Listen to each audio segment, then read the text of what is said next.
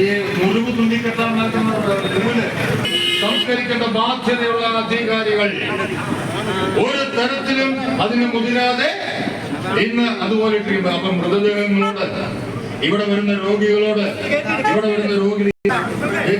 അതിന് പണം വാങ്ങുന്നു. ഇവിടുത്തെ സർക്കാരിന്റെ ചെലവിൽ വരുന്ന അതിന് ഇവർ പണം വാങ്ങുന്നു. ഇവിടുത്തെ ലാഭക്ഷണി സംവിധാനങ്ങൾ മുഴുവൻ സർക്കാരിൻ്റെതാണ്. അതേപോലെ തന്നെ അവിടുത്തെ ജീവനക്കാരുടെ സർക്കാർ എന്നിട്ട് പണം വാങ്ങുന്നു. ഒരു വെളിപ്പെടുത്തലുമായി മുന്നോട്ട് വന്ന സാഹചര്യം, ആ സാഹചര്യം കേരളത്തിൽ ഇന്ത്യൻ നാഷണൽ കോൺഗ്രസ് സർക്കാർ മെഡിക്കലിന്റെ അവസാനത്തെ അഭയസങ്കേതമായി കണ്ടെത്തുന്ന ഈ മെഡിക്കൽ കോളേജിലെത്തുന്ന പാവപ്പെട്ട രോഗികളെ മരണത്തിന്റെ താഴ്വാരങ്ങളിലേക്ക് തള്ളിവിടുന്ന അതീവ ദുഃഖകരമായ ഒരു ക്രിമിനൽ കുറ്റം കേരളത്തിന്റെ അധികാരവർഗം ചെയ്യുന്നുവെന്ന് ഞങ്ങൾ ആരോപിച്ചാൽ അത് രാഷ്ട്രീയ പ്രേരിതമായി ഇന്ത്യൻ നാഷണൽ കോൺഗ്രസ് ഉന്നയിക്കുന്ന ആരോപണമല്ല എന്ന് ആശുപത്രിയിൽ ഉണ്ടാകുന്ന കേരളത്തിന്റെ ആരോഗ്യ മേഖലയെ തകർത്ത ഇത്തരം സംഭവങ്ങൾക്കെതിരെയുള്ള അതിശക്തമായ പ്രക്ഷോഭ സമര പരിപാടികളുമായി ഇന്ത്യൻ നാഷണൽ കോൺഗ്രസ് മുന്നോട്ട് പോകും എന്ന് മാത്രം അറിയിച്ചുകൊണ്ട് മുഖ്യമന്ത്രി കോട്ടയം കാട്ടിയുള്ളിലേക്ക് കടന്നു വന്നു. കേരളത്തിലെ പാവപ്പെട്ട രോഗികൾക്ക് കിട്ടുന്ന ആ ചികിത്സാ സമ്പ്രദായം, ആ ചികിത്സാ സൗകര്യങ്ങൾ എനിക്കും ലഭിച്ചാൽ മതി. ഈ കോട്ടയം മെഡിക്കൽ കോളേജിൽ ഞാൻ വിശ്വാസം അർപ്പിക്കുന്നു. കേരളത്തിലെ മെഡിക്കൽ കോളേജിലുള്ളതുപോലെയും കോട്ടയം മെഡിക്കൽ കോളേജിലും കഴിവിറ്റ ഡോക്ടർമാരുണ്ട്. അവരിൽ എനിക്ക് വിശ്വാസമാണ് എന്ന് പറഞ്ഞുകൊണ്ട് ഇവിടെ വന്ന് ചികിത്സ തേടി ചികിത്സ പ്രാപിച്ചു പോവുകയാണ്. ഡോക്ടർ KP ജയകുമാർ എന്ന് പറഞ്ഞു, ബഹുമാനപ്പെട്ട മുഖ്യമന്ത്രി, ഇവിടുത്തെ രോഗികൾക്ക്, കിഡ്നി രോഗികൾക്ക് ചികിത്സിക്കുവാൻ വേണ്ടി, അവർക്ക് ഡയാലിസിസ് നടത്തുവാൻ വേണ്ടി 5 or 6 ഡയാലിസിസ് മെഷീൻ മെഡിക്കൽ കോളേജിൽ ആവശ്യമുണ്ട്. അദ്ദേഹം ഇന്ന് കോട്ടയത്തിലേക്ക് ഏതെങ്കിലും ഉദ്യോഗസ്ഥന്മാരോടോ അല്ലെങ്കിൽ സൂപ്രണ്ടിനോടോ അല്ലെങ്കിൽ ആശുപത്രിയുമായി ബന്ധപ്പെട്ട് പ്രവർത്തിക്കുന്ന ആരോടുമുള്ള പ്രതിഷേധമല്ല. അവരെല്ലാവരും നമുക്കെല്ലാം വളരെ വേണ്ടപ്പെട്ടവരും അറിയാവുന്നവരുമാണ്. ആ നിലയിലാണ് കാര്യങ്ങൾ പോയിട്ടുള്ളത്. കാരണം ഓപ്പറേഷൻ തിയേറ്ററിന്റെ അവസ്ഥ, ഉള്ള തിയേറ്ററിൽ ഉപകരണങ്ങളില്ലാത്ത അവസ്ഥ, ഒരു രോഗിയെ സർജറി അടിയന്തര ശസ്ത്രക്രിയ ചെയ്തതാണെങ്കിലും ഡോക്ടർമാരെ വിഷമിക്കുകയാണ്. ചെല്ലുന്ന രോഗികളോട് അവർക്ക് സൂചിയും നൂലും പറയുന്ന ഭാഷയിൽ നമ്മൾ പറയും, സൂചിയും നൂലും വരെ മേടിച്ചു കൊടുക്കണമെന്ന് പറയും. എല്ലാ ഉപകരണങ്ങളും നമ്മൾ മേടിച്ചു കൊടുക്കണം. പഞ്ഞി വരെ മേടിച്ചു കൊടുക്കണം. മരുന്ന് ആശുപത്രിയിലില്ല, പുറത്തു നിന്നാണ് മരുന്ന് മേടിക്കുന്നത്. ഈ നിലയിൽ ഒരു സർക്കാർ സ്ഥാപനം ആശുപത്രി അതപ്പതിക്കുക എന്ന് പറഞ്ഞാൽ അത് ഈ സംസ്ഥാനത്തെ ഈ ആശുപത്രിയെ ആശ്രയിക്കുന്ന പാവപ്പെട്ട രോഗികളോടുള്ള ഈ സർക്കാരിന്റെ വെല്ലുവിളിയാണ്. നമുക്കറിയാം, സർക്കാർ ആശുപത്രികളെ, അത് മെഡിക്കൽ കോളേജ് ആയിരുന്നോട്ടെ, ജില്ലാ ജനറൽ ആശുപത്രികളായിക്കോട്ടെ, PH സെന്ററുകളായിക്കോട്ടെ, സർക്കാരിന്റെ നേതൃത്വത്തിൽ നടത്തുന്ന ആശുപത്രികളെ ആശ്രയിക്കുന്നത് ആരാണ്? നമ്മുടെ നാട്ടിലെ ഏറ്റവും പാവപ്പെട്ട മനുഷ്യരാണ്, ഏറ്റവും നിർദ്ധനരായ മനുഷ്യരാണ്.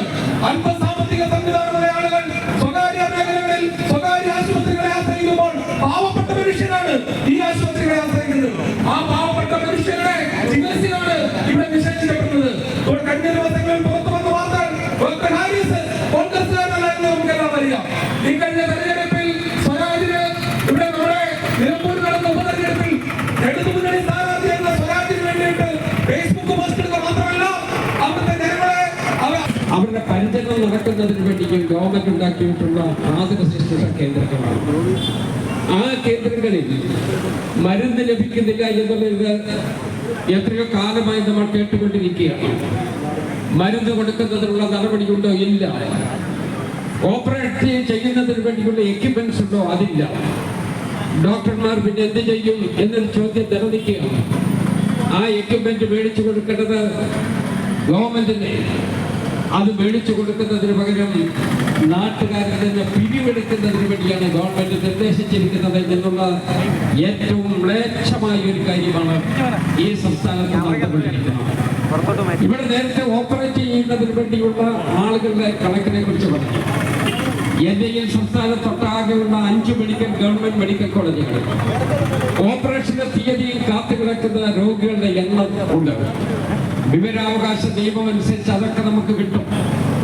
ഞങ്ങൾ ആരും അത് സ്വകാര്യ ലിസ്റ്റിൽ നിന്നും എടുത്തിരിക്കുന്നതല്ല. അത് ഈ സംസ്ഥാനത്തെ എല്ലാ മെഡിക്കൽ കോളേജുകളിലുമായി ഇവിടെ ഓപ്പറേഷന് വേണ്ടി കാത്തുകെട്ടി കിടക്കുന്ന ആളുകളുണ്ട്. 3 മാസം, 3.5 മാസം, 4 മാസം അപ്പുറത്തേക്ക് ഡേറ്റ് കുറിച്ച് കൊടുക്കുകയാണ്. അന്ന് നടക്കുമെന്നുള്ളതിന് ഉറപ്പില്ല. അന്ന് നടക്കണം എന്ന് വരികിൽ അതിനാവശ്യമായിട്ടുള്ള എക്യുപ്മെന്റ്സ് വേണം. ആ എക്യുപ്മെന്റ്സ് മേടിക്കുന്നതിനെ പറ്റിയുള്ള പണമുണ്ട്. അപ്പൊ മന്ത്രി പറയുന്നു ആ പണത്തിൽ 146 കോടി രൂപ വെട്ടിച്ചുരുക്കിയതാണ്. സംസ്ഥാനത്തെ ആരോഗ്യ വകുപ്പിന് കൊടുക്കുവാൻ, മെഡിക്കൽ കോളേജിന് കൊടുക്കുവാൻ നമ്മളുടെ ബജറ്റിൽ പറഞ്ഞിട്ടുള്ളതിൽ 146 കോടി രൂപ വെട്ടിച്ചുരുക്കിയതാണ്. ആകെപ്പാടെ ഉള്ള തുക എത്രയാണെന്ന് ഞാൻ പറയേണ്ടതില്ല. ആ തുകയിൽ നിന്ന് 146 കോടി രൂപ വെട്ടിച്ചുരുക്കി എന്ന് പറഞ്ഞാൽ സിംഹഭാവവും നഷ്ടപ്പെട്ടു എന്ന് തന്നെയാണ്. അങ്ങനെ മെഡിക്കൽ കോളേജുകളെ ഈ ഗതിയിലെത്തിച്ചതിന്റെ ഉത്തരവാദിത്തം 10 കൊല്ലക്കാലമായി ഇവിടെ ഭരിച്ചുകൊണ്ടിരിക്കുന്ന പിണറായി വിജയൻ ഗവൺമെന്റിന് തന്നെയാണ് എന്നുള്ള യാഥാർത്ഥ്യം ഈ സമൂഹത്തിന് മറക്കാൻ കഴിയില്ല. കേരളത്തിലെ ആരോഗ്യരംഗത്ത് പുതുതായി നമ്മൾ പലത് ആരംഭിച്ചിരുന്നു. നിങ്ങൾക്ക് എല്ലാവർക്കും അറിയാവുന്നതുപോലെ കൊച്ചുകുട്ടികൾക്ക് കോക്ലൈൻ ഇംപ്ലാന്റേഷൻ ഇന്ന് ആ പദ്ധതികളുണ്ടോ? ആളുകളെ രക്ഷിക്കുന്നതിന് വേണ്ടിയുള്ള നടപടികൾ കാലാകാലമായി നമ്മൾ ആരംഭിച്ചതായി ഇന്ന് ആ നടപടികളുണ്ടോ?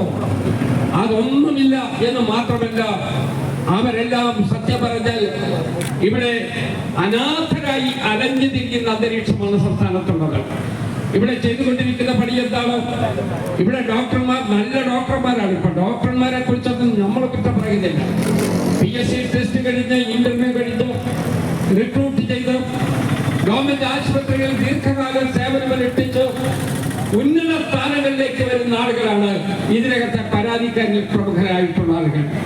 ഡോക്ടർ ഹാരിസിനെ കുറിച്ച് ഇവിടെ പറഞ്ഞു. ഡോക്ടർ ഹാരിസ് കേരളത്തിലെ മെഡിക്കൽ വിദ്യാഭ്യാസ രംഗത്തെ അതിശക്തനായ ഒരു വക്താവാണ്. അദ്ദേഹം HOD ആണ്, ഡിപ്പാർട്ട്മെന്റ് ഹെഡാണ്. പക്ഷെ അദ്ദേഹം പറയുന്നു, ഞാൻ കുറിച്ചു കൊടുക്കുന്നതൊന്നും എനിക്ക് നടപ്പാക്കാൻ കഴിയുന്നില്ല എന്ന്.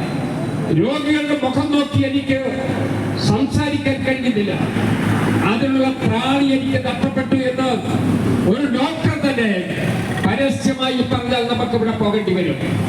ആ ഡോക്ടർ ചെയ്യുന്നതെന്താ? ഡിപ്പാർട്ട്മെന്റ് ഹെഡുകളുടെ അടുത്ത് പോയി ഞങ്ങൾക്ക് ഈ കാര്യത്തിലൊക്കെ പരിഹാരമുണ്ടാക്കണമെന്ന് പറഞ്ഞു.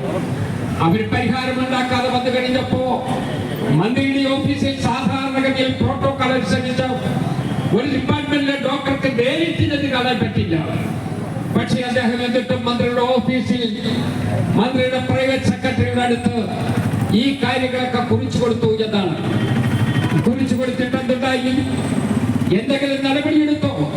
വീണ ജോർജ് പറയുന്നത് ആ കുറിപ്പടി എനിക്ക് കണ്ടിട്ടേ ഇല്ല, ഞാൻ കണ്ടിട്ടുമില്ല എന്നാണ്. തൽക്കാലം ജനങ്ങളുടെ രോഷത്തിനകത്തു നിന്നും കത്തിക്കാലത്തെയും വികാരത്തിൽ നിന്നും തടിതപ്പുന്നതിനു വേണ്ടി അവർ നടത്തിക്കൊണ്ടിരിക്കുന്ന കാപട്യമുള്ള കാര്യങ്ങളാണ് എന്നുള്ള യാഥാർത്ഥ്യം ആർക്കാണ് അറിയാൻ കഴിയാത്തത്. കുറച്ചു കാലമായി കേരളത്തിലെ ആരോഗ്യരംഗം തകർന്ന് തരിപ്പണമായിക്കൊണ്ടിരിക്കുകയാണ്. ഞാൻ ചോദിക്കുന്നു, കാലുമാറി ഓപ്പറേറ്റ് ചെയ്യുന്നത് എന്തിന്റെ പേരില്ല? വലത് കാലിന്റെ പരിക്കായി ആശുപത്രിയിൽ ചെല്ലുമ്പോ ഇടത് കാലം ഓപ്പറേറ്റ് ചെയ്യുന്നതിന് ഒരു കുഴപ്പമുണ്ടായിട്ടില്ല. അത് നമ്മുടെ നാട്ടിൽ നടന്നിട്ടില്ലേ? കണ്ണിന് പകരം പല്ലിന് ചികിത്സ നടത്തിയത് നമ്മുടെ നാട്ടിലുണ്ടായിട്ടില്ലേ? കൊച്ചുകുട്ടികളെ പോലും ഈ രൂപത്തിൽ കഷ്ടപ്പെടുത്തിയിട്ടുള്ളത് നമ്മുടെ ഗ്രൂപ്പിലില്ലേ? ഇവിടെ മറ്റക്കലയിലുള്ള ഒരു പാവം സാധു സ്ത്രീ 36 വയസ്സുള്ള ആളാണ്. അവർക്ക് ആശുപത്രി ചികിത്സയ്ക്ക് പോകണം. അതിനുവേണ്ടി അവരെല്ലാ വീടും എല്ലാ ആളുകളെയും നോക്കി അവസാനിക്കും മെഡിക്കൽ കോളേജിലെത്തി. അവരുടെ വലിയൊരു തുക അവരവിടെ കെട്ടിവെക്കണമെന്ന് പറഞ്ഞു. 5 സെന്റ് ഭൂമിയുള്ള ഒരു പാവപ്പെട്ട സ്ത്രീ ഈ വലിയ 7 ലക്ഷം രൂപ എവിടെ കെട്ടിവെക്കാനാണ്? അവർക്ക് കെട്ടിവെക്കാനുള്ള നൂലിന്റെ കാശ് പോലും അവരുടെ കയ്യിലില്ല. അവരോട് പറയുന്നു, ഈ തുക കെട്ടിവെക്കണമെന്ന്. ആ തുക കെട്ടിവെക്കാതെ വന്ന് അതിന്റെ നിവൃത്തിയില്ലാതെ വന്ന് അവരെ സഹായിക്കുന്നതിന് വേണ്ടി ആരെങ്കിലും എത്തിയോ? ഈ ഗവൺമെന്റിന്റെ വർഷാവസാനത്തുള്ള പരസ്യങ്ങൾ നിങ്ങൾ കാണണം. കോടാനുകോടി രൂപയാണ് പരസ്യത്തിന് വേണ്ടി ചെലവഴിക്കുന്നത്. പരസ്യത്തിന് വേണ്ടി ചെലവഴിച്ചാൽ PR വർക്കായിട്ട് നിൽക്കുകയാണ്. ആ PR വർക്കിന് മുടക്കുന്ന പണത്തിൽ ഒരു 100% മുടക്കിയാൽ ഈ പാവപ്പെട്ട രോഗികളെ നമുക്ക് രക്ഷിക്കാൻ കഴിയില്ലേ? ഇവിടെ ഉയർന്ന കമാലത്തെ കുറിച്ച് നേരത്തെ ഇവിടെ സൂചിപ്പിക്കുകയുണ്ടായി. കമാലം മാത്രമല്ല, ഈ മെഡിക്കൽ കോളേജിന് ഈ ശോച്യാവസ്ഥിക്കുമ്പോ, മെഡിക്കൽ കോളേജില് ആളുകൾക്ക് മരുന്നില്ലാത്ത അവസ്ഥ നിൽക്കുമ്പോ ആ മരുന്ന് മേടിക്കുന്നതിന് വേണ്ടി ശ്രമിക്കാതെ ഇവരെന്ത് ചെയ്തു? HMCയുടെ പണം പോലും വകമാറ്റി ചെലവഴിച്ചു എന്നുള്ളതാണ് സത്യം. നമ്മൾ ടോക്കൺ ടിക്കറ്റ് എടുക്കാൻ ചെല്ലുമ്പോ അവിടെ കൊണ്ടുവേണ്ടി വരുന്ന തുക, നമ്മൾ ഈ ആശുപത്രിയിൽ അവിടെ ചെല്ലുമ്പോ വിസിറ്റേഴ്സിനെക്കാളും ചെല്ലുമ്പോ അവിടെ കൊടുക്കേണ്ടി വരുന്ന തുക, അതെല്ലാമാണ് HMCയുടെ തുകയായി വരുന്നതാണ്. ആ തുക പോലും മിസ്അപ്രോപ്രിയേറ്റ് ചെയ്താലോ, ആ തുക അധികരിച്ചുകൊണ്ട് ആളുകൾക്ക് വളഞ്ഞ വഴിയെ ഇവിടെ നിയമനം കൊടുത്തിട്ടുള്ള ആളുകൾക്ക് ശമ്പളം കൊടുക്കുന്ന പകരം അവരെ തീറ്റിപ്പോറ്റുന്നതിന് വേണ്ടി ഈ തുക എടുക്കുന്നു എന്നുള്ളതാണ് ഏറ്റവും പ്രധാനപ്പെട്ട ആക്ഷേപം. അപ്പൊ മരുന്ന് മേടിക്കാൻ നിവൃത്തിയില്ല. മരുന്നിന് നിവൃത്തിയില്ലാത്ത കോട്ടയം മെഡിക്കൽ കോളേജിൽ എങ്ങനെയാണ് 1000 കോടി രൂപയുടെ കെട്ടിടം പണിക്കുന്നത്? നിങ്ങൾ അപ്പുറത്ത് കണ്ടില്ലേ? 1000 കോടി രൂപയാണ് ഈ മലയുടെ മേഖലയിലെല്ലാം വലിയ കെട്ടിടം പണിതുയർത്തുകയാണ്. ആ കെട്ടിടത്തിനകത്ത് ഒരു മുറി പോലും ഈ കോളേജിന്റെ വികസനത്തിന് വേണ്ടി വിനിയോഗിക്കുന്നില്ല. അപ്പൊ കെട്ടിടം പണിയുക, വീണ്ടും വീണ്ടും പണിയുക, പണിതത് തന്നെ ഇടിക്കുക, പൊളിക്കുക, അതിനെ വീണ്ടും കെട്ടുക. ഞാൻ ചോദിക്കുന്നത്, നമ്മുടെ കൺമുമ്പിലല്ലേ കാണുന്നത്? എത്രയോ കാലമായി നമ്മൾ ഇത് കണ്ടുകൊണ്ടിരിക്കുന്നു. ഈ കെട്ടിടമൊക്കെ പണിയുവാൻ ഒരു കൂട്ടർ ഇറങ്ങിയിട്ടുണ്ട്. വടകരയിലുള്ള ഒരു ഏജൻസി കേരളത്തിൽ എവിടെ ഏത് പൊതുമരാമത്ത് വകുപ്പാകട്ടെ, നമ്മളുടെ ആരോഗ്യ വകുപ്പാകട്ടെ, അവിടെ നടക്കുന്ന ഏത് നിർമ്മാണ പ്രവർത്തനത്തിലും ഊരാളുങ്കലാണ് മുമ്പിൽ വന്നിരിക്കുന്നത്. ഊരാളുങ്കലിന്റെ എസ്റ്റിമേറ്റും കേരള സംസ്ഥാനത്ത് അപ്രൂവ്ഡ് ആയിട്ടുള്ള PWD എസ്റ്റിമേറ്റും തമ്മിൽ ആരെയും ആടുപോലെയാണ്. അവർ PWD 1 ലക്ഷം രൂപ എന്ന് പറഞ്ഞാൽ ഊരാളുങ്കൽ 50 ലക്ഷം രൂപയുടെ എസ്റ്റിമേറ്റ് കൊടുക്കുന്നത്.